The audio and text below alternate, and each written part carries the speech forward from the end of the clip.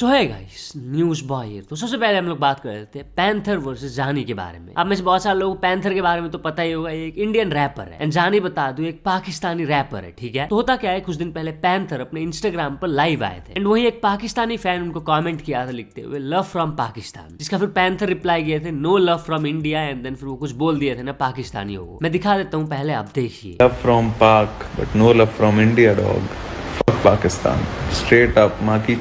ऐसा वो क्यों कहे उस पाकिस्तानी फैन को? क्योंकि पहलगाम हमले के बाद जो कुछ भी हुआ है उसको लेकर। तो ना पैंथर के उसी क्लिप को शेयर करते हुए जो पाकिस्तानी रैपर है जानी, वो लिखे जिस तरीके से ये मदर एफ लोगों को नफरत की तरफ उकसा रहा है, क्या एक आर्टिस्ट का काम यही होता है? आर्ट का कोई बॉर्डर नहीं होता, गाने बनाओ BSD के, ज्ञान नहीं दो। इसके बाद फिर पैंथर एंग्री रिप्लाई देते जानी को। वो लाइव आके रिप्लाई दिए, काफी लंबा है लेकिन मैं एकदम छोटा सा क्लिप दिखा देता हूँ, आप देखिए। तो उनकी स्टोरी में बड़ी हिपोक्रेट सी चीजें लिखी हुई थी कि दिस मदर इज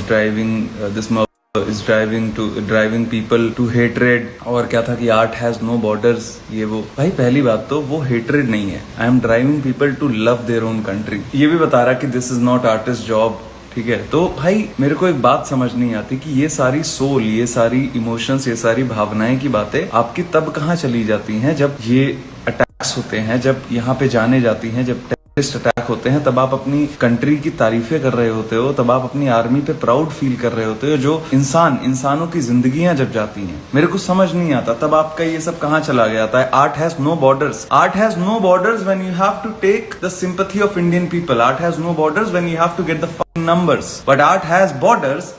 वही आर्ट आपकी बॉर्डर्स ले आती है जब आप की आर्मी, जब आपका नेशनलिज्म बाहर आता है। आपको शर्म नहीं आती है? ये ऐसी स्टोरी डालेंगे, मुझे ऐसे फ्रेम करेंगे और मेरे खिलाफ बोलेंगे तो इंडियन फैंस इनके साथ आए।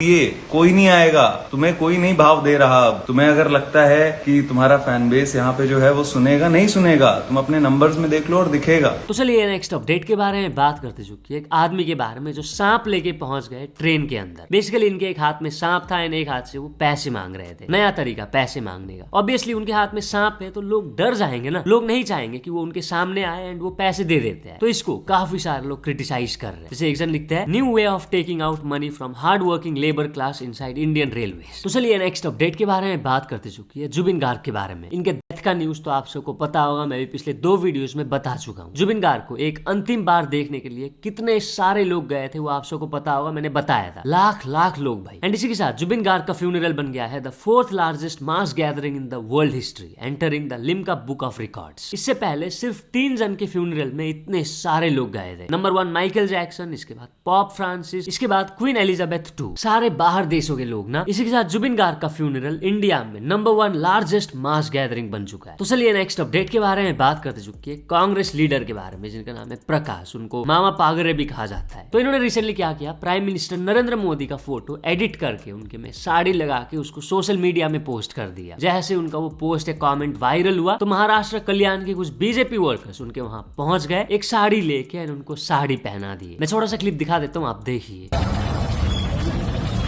या व्यक्तीने मोदीजींना साडी नेटवली होती आणि तो फोटो त्यांनी समजा फेसबुकला आणि व्हॉट्सअप ठेवला होता। त्या सहजी आम्ही या राज्याची भारतीय जनता पार्टीचा। तो चलिए नेक्स्ट अपडेट के बारे में बात करते चुकी है सरोज सरगम के बारे में। तो ये नहीं सुधर रही है। कुछ दिन पहले इसका न्यूज मैंने दिया था, आपको पता होगा। इसके 60,000 प्लस सब्सक्राइबर्स है चैनल पर एंड ये एक वीडियो पोस्ट की थी अपने चैनल पर जहां ये माँ दुर्गा को गालियां दे रही थी ना। माँ दुर्गा के लिए वो बहुत ही गंदे वर्ड का यूज की थी जो कि मैं यहाँ नहीं बता सकता। इसके बाद क्या होता है, सोशल मीडिया में बहुत ज्यादा आउटरीच हुआ। बहुत सारे लोग उत्तर प्रदेश मिर्जापुर पुलिस को टैग करके सरोज सरगम को अरेस्ट करने का डिमांड करने लगे। बट बता दूं अभी तक सरोज सरगम अरेस्ट नहीं हुई है। उसने जो वीडियो पोस्ट किया था उसको डिलीट कर दी, ठीक है। बट फिर से एक दिन पहले वो अपने चैनल पर एक वीडियो पोस्ट करती है जहां वो फिर से माँ दुर्गा को गाली देती है। मैं छोटा सा क्लिप दिखा देता हूँ, आप देखिए। दुर्गा एक बेस्या है। बेस्या को क्या कहते हैं? कहेंगे, बेस्या कहेंगे, नृत्यांगना कहेंगे, कोठेवाली कहेंगे, और किस शब्द से साबित करेंगे? तुम लोग तो असली औलाद हो। आओ कोर्ट से हमसे लड़ाई लड़ो, मेरे पास सबूत है। मैं लोगों जैसा हमेशा गद्दारी मक्कारी तुम लोगों के खून में है और आज भी है और रहेगा। और आप लोग ये गाय का मूत्र पेशाब पीने लायक ही हो। इतना ही नहीं, वो जो 6-7 दिन पहले माँ दुर्गा को अब्यूज करते हुए जो वीडियो पोस्ट की थी, जिसको वो डिलीट कर दी थी, उसको वो फिर से रीअपलोड कर दिया आज, जिसका टाइटल वो वही सेम लिखी है जो वो 5-6 दिन पहले लिखी थी। काफी सारे लोग सरोज सरगम का रिसेंट वीडियो को शेयर करके उत्तर प्रदेश पुलिस, मिर्जापुर पुलिस को टैग करके अरेस्ट का डिमांड कर रहे हैं ना। इस मामले में बता दूं, सम्राट भाई ने सरोज सरगम के अगेंस्ट में केस रजिस्टर कर दिया है। वो लिखे, सरोज सरगम के ऊपर कानूनी कार्रवाई कर दी गई है। सम्मानीय एसपी विदिशा साहब को धन्यवाद, उन्होंने तत्परता से हमारे आवेदन पर कार्यवाही के निर्देश दिए। और इस मामले में उन्होंने प्रियांक कानूनगो, जो कि नेशनल ह्यूमन राइट्स कमीशन के मेंबर है, उनको भी थैंक यू कहा। लेट्स सी अब सरोज सरगम के अगेंस्ट में एक्शन लिया जाता है कि नहीं। तो चलिए नेक्स्ट अपडेट के बारे में बात करते चुकी है, फ्लिपकार्ट के बिग बिलियन डे सेल्स के बारे में। तो क्या लोगों के साथ बिग बिलियन डेज के नाम पे स्कैम हो रहा है? ये सेल के दौरान आपको पता होगा काफी सारी चीजें सस्ती मिल जाती है, इंक्लूडिंग आईफोन 16 भी सस्ती मिल रही है, जिस वजह से ऑफ कोर्स बहुत सारे लोग आईफोन 16 ऑर्डर कर रहे हैं ना। बट काफी सारे यूजर्स के साथ क्या हो रहा है, जैसे वो आईफोन 16 ऑर्डर करते हैं, ऑर्डर प्लेस तो हो जाता है, लेकिन उसके कुछ घंटे बाद वो ऑर्डर ऑटोमेटिकली कैंसिल हो जा रहा है। इसके बाद उनको लिखा हुआ आता है ना, रिफंड इन प्रोग्रेस। इतना ही नहीं, कुछ यूजर्स तो ये भी एलिगेशन लगा रहे हैं कि फ्लिपकार्ट जो एडवर्टाइजमेंट वगैरह की है बिग बिलियन डेज को लेकर कि तुम्हें ये प्रोडक्ट सस्ती मिलेगी, उनमें से कुछ प्रोडक्ट्स तो सस्ती मिल ही नहीं रही है, डिस्काउंट नहीं मिल रहा है। तो लोग बता रहे हैं कि अगर किसी प्रोडक्ट्स में डिस्काउंट देना ही नहीं है तो उसका एडवर्टाइजमेंट क्यों कर रहे हो। अक्षय वर्मा जो कि 2 आईफोन 14 खरीदे थे 128 GB वाला, उनके साथ क्या सीन हुआ इसके बारे में बताते हुए वो एक ट्वीट किया था ना, कल फ्लिपकार्ट बिग बिलियन डेज 2025 में सेल लगी हुई थी, जिस पर मैंने 2 आईफोन 14 128 GB ऑर्डर की। ऑर्डर कंफर्म होने के बाद आज शाम को बिना किसी सूचना के ऑर्डर कैंसिल कर दिया गया और पैसा भी वापस नहीं किया गया। जिन भी ग्राहकों के साथ धोखाधड़ी हुई है लिख सकते हैं, सेल के नाम पर लोगों के साथ बड़े स्तर पर धोखाधड़ी हुई है। ये एक बड़ा स्कैम है। मामला संज्ञान में लेते हुए ग्राहकों को मुआवजा दे और संलिप्त अधिकारियों पर कार्रवाई करे, ज्यादा से ज्यादा सपोर्ट करे सभी। मेरे जैसे हजारों लोगों के साथ ये घटना घटी है। तो चलिए नेक्स्ट अपडेट के बारे में बात करते चुकी है, हैदराबाद के एक 22 साल के इंजीनियरिंग स्टूडेंट के शॉकिंग न्यूज के बारे में। जादव साई तेजा जो कि सेकेंड ईयर इंजीनियरिंग स्टूडेंट था, वो अपने हॉस्टल में करता है।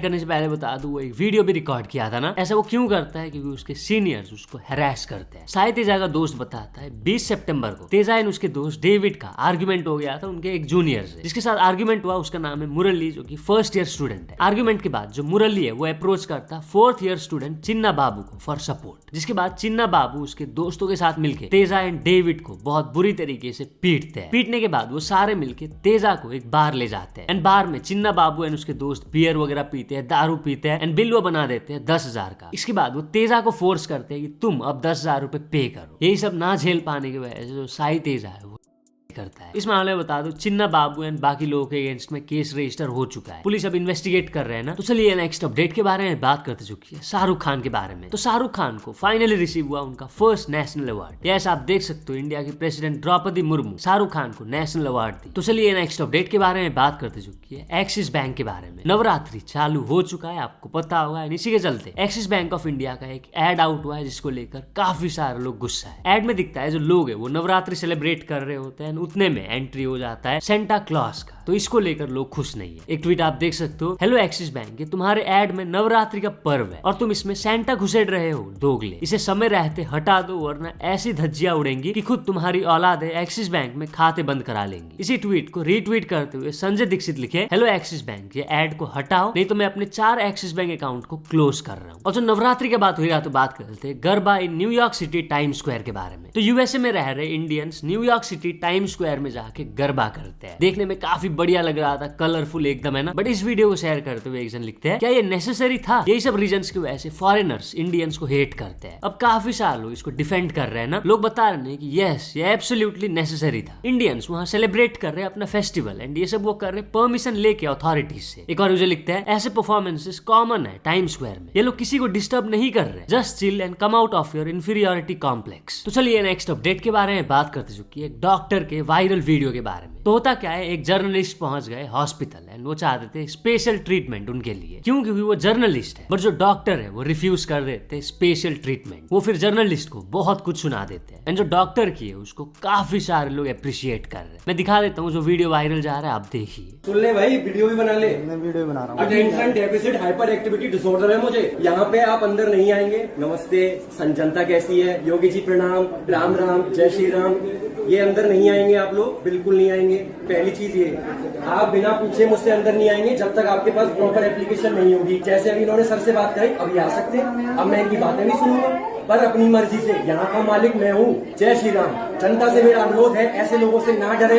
ये लोग सिर्फ छापने का काम करते हैं और हम जैसों को इनसे कोई डरने की जरूरत नहीं है। राम राम। अब बताइए किस तरह के मरीज आ रहे हैं, बता दीजिए। डॉक्टर साहब बताएंगे, स्टाफ बताएगा, वहाँ जाइए। मेरा काम थोड़ी है ये। चलिए ठीक है। समझ के? अरे सर आप आया करो यार, आप जैसों की जरूरत है यार, एक जैसों की नहीं है, आप जैसों की जरूरत है जो कोऑपरेट कर रही है भैया। ठीक है ना? तो भाई साहब वीडियो बनाओ। अरे ले लो भाई। अगली बार यहाँ मत आना, कोई भी पत्रकार हो कैसा भी हो, नहीं देखूंगा। This is my OPD. I am a doctor. नाम बता दीजिए सर अपना। Doctor Kunal Tyagi from 2019 batch.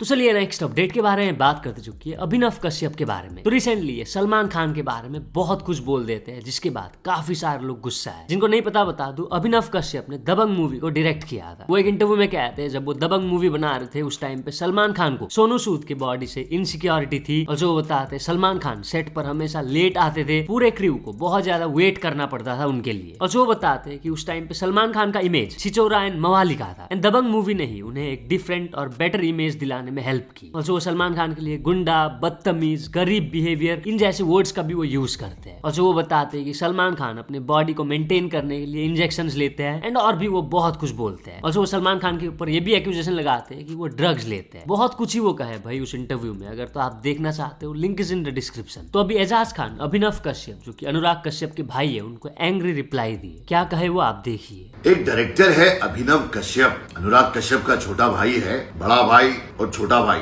दोनों भाई को कंडेम करते रहते हैं। अभी ये अभिनव कश्यप ऐसा बोल रहा है कि भाई ने उसको दबंग के सेट पे गालियां दी, माँ बहन की गालियां दी, उसको जलील किया और जहर की फैमिली है ये फैमिली। अबे नामकूल, नमक हराम, गुस्ताख, तेरे को सोनू सूद लेके आया था अरबाज भाई को साइन करने के लिए। अरबाज भाई उसमें हीरो थे तेरे हिसाब से। तूने बोला अरबाज को हीरो साइन करा दे, सोनू तू विलन बन जा।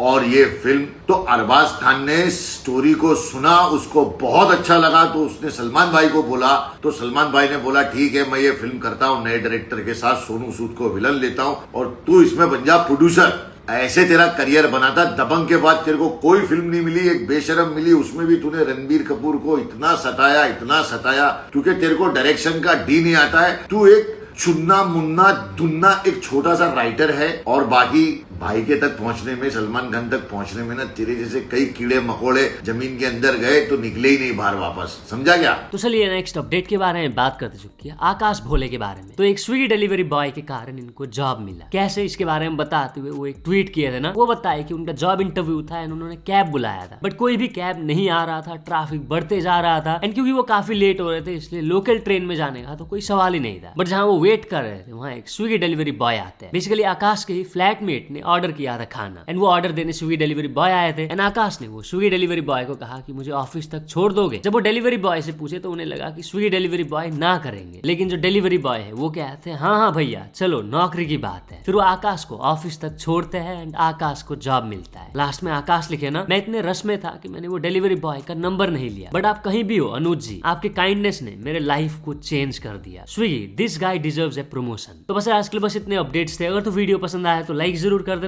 मिलते हैं अपने नेक्स्ट वीडियो में।